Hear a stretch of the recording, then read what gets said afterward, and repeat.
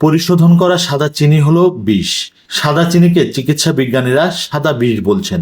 দেশের বাজারে আমদানি করা যেসব চিনি আমরা খাই তার বেশিরভাগের মধ্যেই হাড়ের গুঁড়া ও সালফারের উপস্থিতি পাওয়া গেছে।